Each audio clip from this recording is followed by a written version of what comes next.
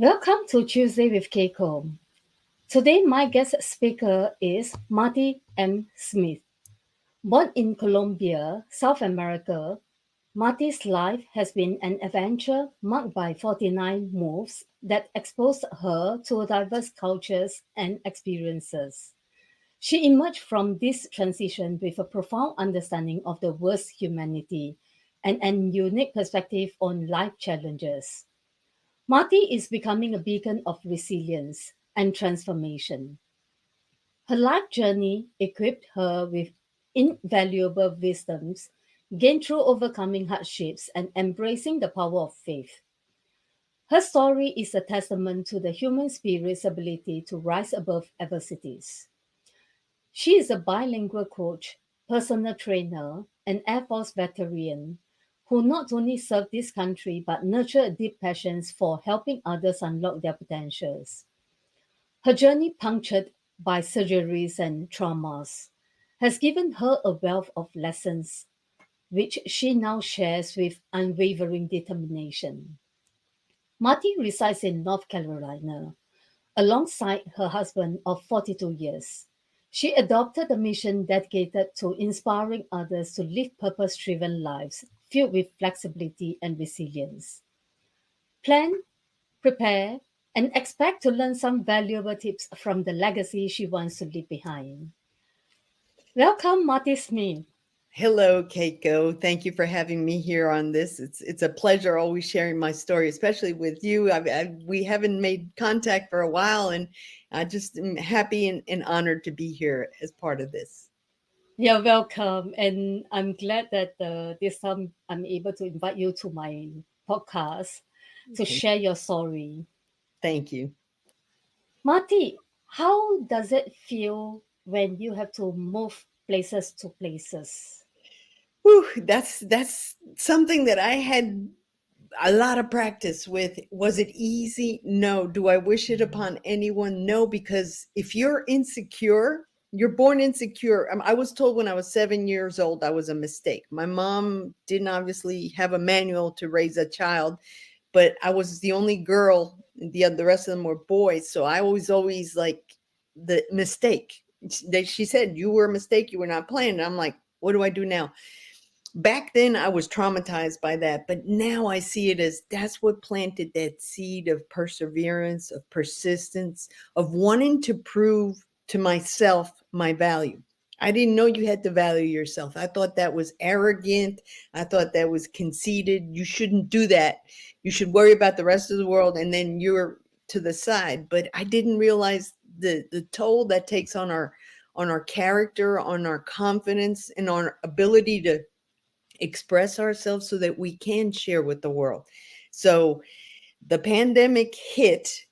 I've been in and out of. I moved all up and down the East Coast. I've lived in Venezuela, Colombia. Was born in Colombia, but everywhere I went, I was always prepared to move because there was so many times, 49 times before I met my husband. We haven't moved very many times, so it's like if I see a box, I get kind of like, "Ooh, you're not going to make me pack," and Yeah, it is a it's terrible for a kid, but especially in school, you don't make long-term friendships because you're going mm, somewhere else. Me having two languages, my natural language is Spanish, but I learned English before I did Spanish. Of course, my mom didn't like that because I was an insult to the native tongue. How could you not know your native tongue? But at the same time, I was the interpreter in all the English. So I was like, I'm good and I'm not. I'm good and I'm not. So that yeah. was kind of like the pattern that I lived my life. However, the pandemic hit. I took a book camp and I said, I don't want to concentrate on all this bad news. I don't really want to dwell in this. I got to stay busy because I had already been in a shut-in when I was in the wheelchair. I've been in a wheelchair after I've had 27 surgeries, going on my 28th now, Wow. and I atrophied it at an injury, a re-injury to my knee, atrophied my muscles to the point where I couldn't stand up. My legs were wet noodles, and I would collapse. So I had to depend on the wheelchair. Luckily, they discovered a spine stimulator. I was a candidate for Mm. that. And it's actually a box that they implant in your back through your vertebral column. It's a wire connected to your brain stem saying you don't hurt. But you know, when you hit your elbow and it just fires Yes. everything, pretend Yeah. that had happened to half of my body. As the injury progressed in the condition, it was an autonomic nervous condition, Mm. moved to my right side. So they kept adjusting the spine stimulator. At first I was in mono, and then it became Mm. stereo, and then I became quadraphonic. So I am now Wow. actually like a energizer bunny. I have to charge myself once a month, and it's comical for me now, but it's my lifesaver. It's what saved me from coming. I was suicidal. I was very depressed because I had Yes. That lost that is my challenging. ability to walk. And I thought Mm. all those limiting beliefs that I stored in Mm. my mind were going against me. See, you were a mistake. See, you couldn't you graduated Yeah. from medical university as a radiation therapist. You got hurt. You couldn't work. You became a liability. You went in Mm. the Air Force. You worked on airplanes. You did great, but then you got hurt. You can't. So it's like every time I would reach a goal, Mm. I was gun ho, and then it's so I kept saying, I'm just going to give up. I Mm. can't. Nothing seems to work for me. But what Mm. it was, I was carrying all those limiting beliefs with me, and every time something triggered similar to what I had lived, that's when I realized that I was the responsible party for it. Yes, Yeah. my mom said the things she said. Yes, I got laid off from the work because I was a liability. So I was always blaming the world, but I Mm. never assumed the responsibility myself and say, okay, Martie, what is it that you put in your head? So Yeah. with all these courses that I took, self-empowering courses and self-improvement, I changed the chip. I started pulling out all the things that kept those thoughts that keep repeating in me and saying, Mm. okay, why does this keep coming up? And it seemed like I would always be in a vicious cycle. And then I started saying, wait a minute, wait a minute. You think you're a mistake. You've already denied your ability to prove to yourself that you're not. You're already saying it's not going to work. Oh, I'm not confident. Oh, it's not sufficient. I don't have money. I don't have the ability. I don't have the friends. I've never stayed put. I had every excuse why I Yeah. wasn't doing the things I could. The Yeah. problem was I needed to count all my blessings that had gotten me to the point I was looking at. Yes, I moved a lot of times. Not everybody gets the opportunity to move all over the place. Not Yeah. everybody gets to learn two languages. Not everybody gets to be so adaptable, so flexible. So I started saying, well, these aren't bad. Like I went down the checklist, and it was Mm. actually literally listing the pros and cons of everything that I had remembered, kept repeating. And then I was like, this is so cool. I never saw this side. So I started smiling a lot more. I lost 70 Mm. pounds, 70 inches during the pandemic. That was my body changing. But I still was changing my mind with the chip and taking all these courses to believe in myself and to see the reasons why I had not achieved what I wanted to. Because I always was a goal setter. I Mm. set a goal and this is what I'm going to do, and I would do it. And it would jump me out of my comfort zone, but it was only a little comfort zone. It wasn't really the comfort zone that you need to, that where you just believe you're going to do it and you worry about landing when you do. So it's changing the way you look at things with a different perspective, and that's how Yeah. I ended up adapting to all those moves. But it's challenging. It takes Yes, it practice is. It is challenging. Yeah. and reflection, Yeah. a lot of introspection to figure that out. But I'm so happy it's Yeah. happened, and now I can't wipe the smile off my face because that that I'm sharing is my legacy of hope for the world. Yes, I couldn't have children, but no, I'm leaving something good behind because God That's has right. the ability to leave something that I tortured myself with because I didn't see the goodness out of everything that was happening. It's life. Life is a roller coaster, up and down, left and right, but we got to roll with the punches. Yeah, so true. every one of us, we have that kind of negative voice inside our head and Mhm. keep us stuck every time. I remember seeing your photo in Facebook before and after. Uh-huh. Also, now I understand why is it there's a huge difference. It's amazing, and I even my husband thinks he married a he married some. Marry another lady. But it's my demeanor, and I could see that I'm rejuvenated as well. Yes, It's yes. like I learned to heal, or I'm still healing her, the Mm, inner child, and it's that yeah. that little girl wanted to get out and play. That little girl didn't want to be stressed out about moving Mm, and making friendship and everything else. So yeah. now I'm a kid in a candy store because I'm doing what I love to do.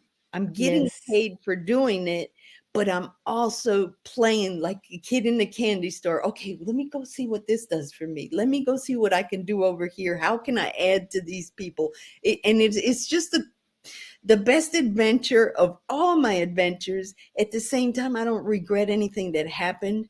Yes, it's sad that my parents didn't get to know me till the Mm, bitter end. I did come back, and out of the three children, I was the one, the black sheep, but I'm the one that came back to the house to rescue my parents before they passed away. So I am grateful yeah. to God that I had that healing process as well started. And the problem was my parents were very strict.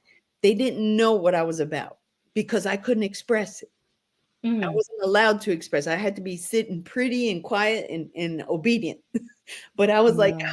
I have a question. And I would ask a question. Why are you asking that? Where'd you get that from? And it was just the curiosity of a child, but they misinterpreted. So they didn't really give me a chance to express myself. And at the same Mm, time, I blocked them off like, no, they don't like me. They don't love me. They don't want me. So mm, it was a torture that I created in my mind. But once I started letting go and letting God and seeing things in a different light, I said, okay, yeah.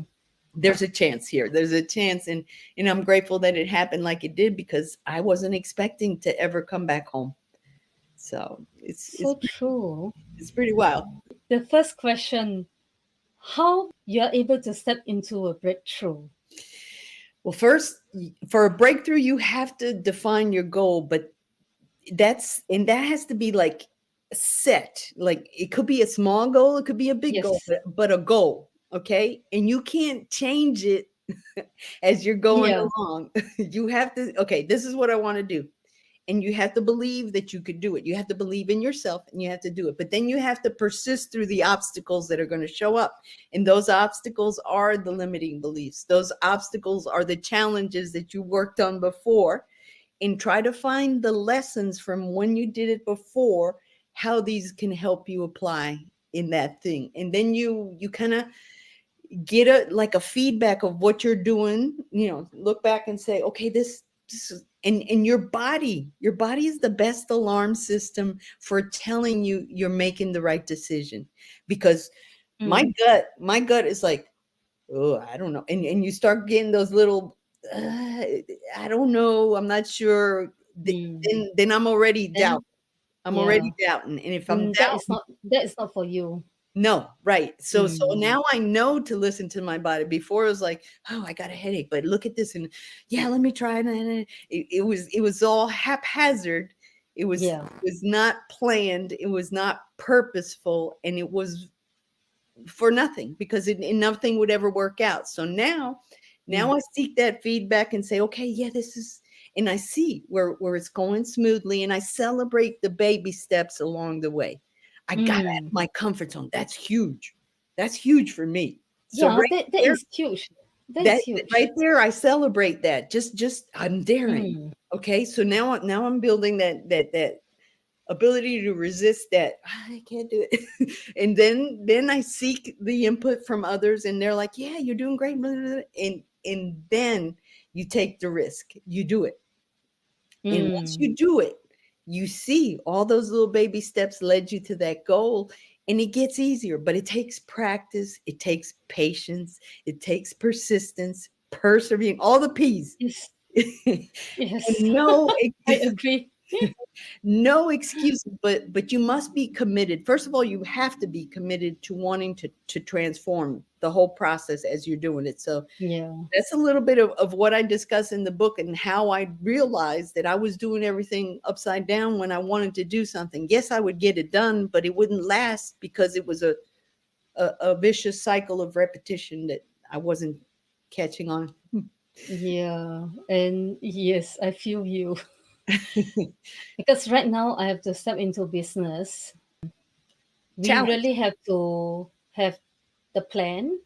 We Hmm. really have to have determination, and we really have to have a goal. It's Yes, so important. that's one of my books that I would co-authors: plan, prepare, and expect to win. And I kind of share that you have to have a plan, and it has to be a viable plan. And it may not be something that happens overnight, but if you work on it and determined to finish it, you're going to reach your goal. You're going to get it done, even if difficulties come, even if, because Mm, then you'll see that, okay, it happened this way, but what if I take a look at it from this side? Oh, wow, look, there's something new, and then, and yeah. you don't get those. This is what I say limiting belief does to me. It's like you're blind. You can't, Mm. you It's can't, like a tunnel vision. right. You can't see anything but all the bad stuff that's coming at you. Mhm. So Yeah. right away, your brain's going, oh, whoa, whoa, no, no, get away, evade Yeah. it, don't do it. You're no good, and you give yourself all the reasons to justify why you're not doing it. But they're all tiny little lies that you've told yourself all along.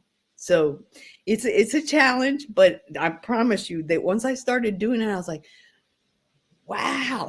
It's like I opened a key and God opened doors and windows. I found the key and God opened the doors and the windows to opportunities that I in a million years would never have thought I would be part of.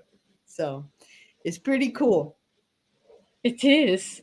When once the opportunity landed in your reality, Yes. you were like, Wow. wow. Wow. There's no words, just wow. Yes. That's right. And for the second question, how you gain clarity of what you love doing? Okay. This is where that tunnel has to be Yes, cleaned out, that emotional that's garage. right. And this is Yes, that's right. from when I heard I was a mistake, from when I heard, oh, you don't know the language. Oh, because I was very challenged with my Spanish. Since I had already practiced a lot in English, I'm very well versed in English compared to Spanish. In Colombia, if you said something, it was a curse, but if you said it in Venezuela, it was a fruit. And I'm like, ah, English is safer. You can't confuse it. You just tell one word, okay, that's it.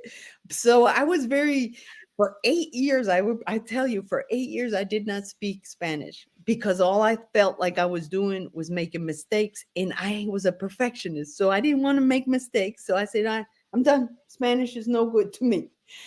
But guilty, realizing that I was gifted by God 2 languages.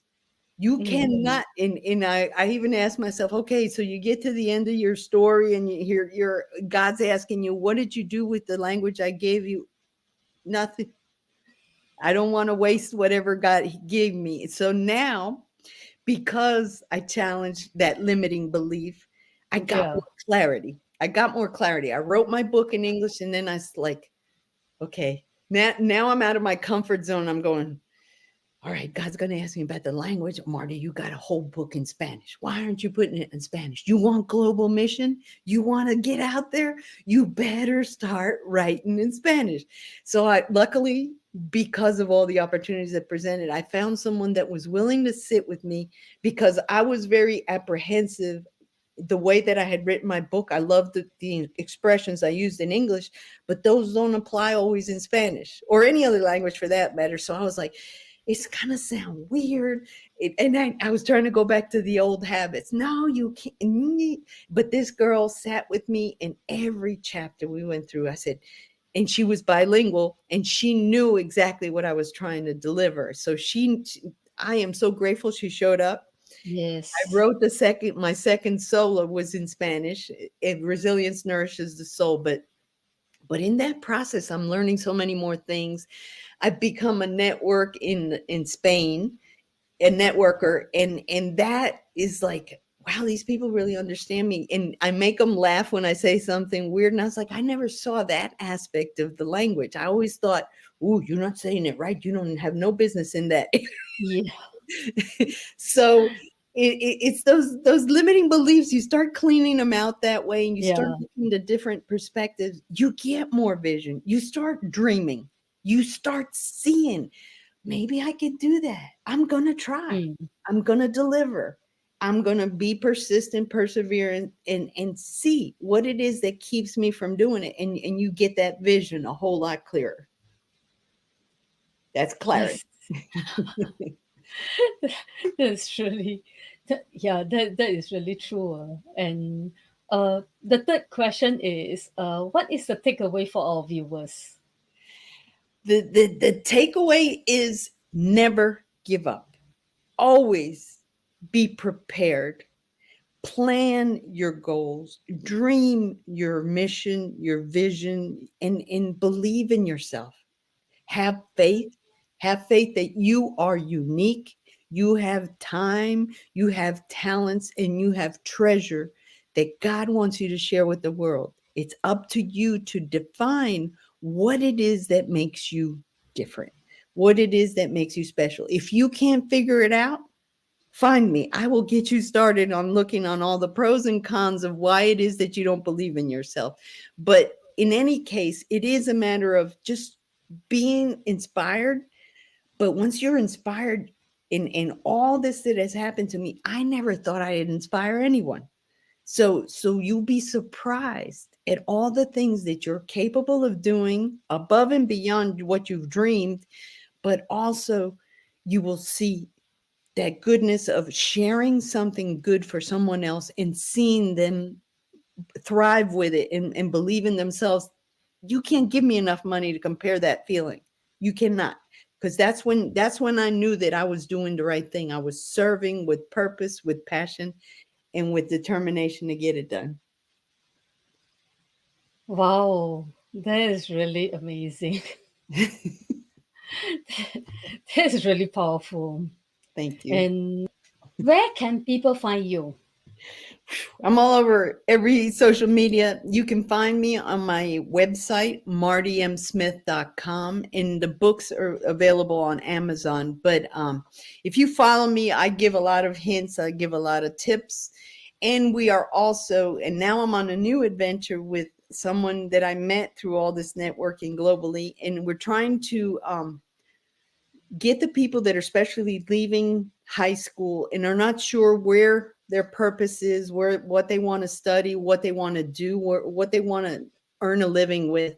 So we're trying to get them to find what they're good at, determining their goals, and helping them do startups. At the same time, we're getting investors to, work with these people that have good ideas that are maybe stuck because of the financial reasons, Mm. yet at the same time have a wonderful idea and polish their whole plan to make it effective where they can share it with the world. And once they do this, they're going to want to be mentors for someone else because they will have learned what it took me forever to learn. It took me 60 years to realize that I had the goods in me. I had the ability in me to do everything. So just tune in social media, martiemsmith.com, and the rest of the links I'll leave underneath. But it's definitely worth taking a look at, and it's something I want to share with the world as a legacy. That's awesome. I hope our audience are able to get some gold nuggets out of this session. Thank you for joining Tuesday with Keiko. Tune in next Tuesday to see what we bring.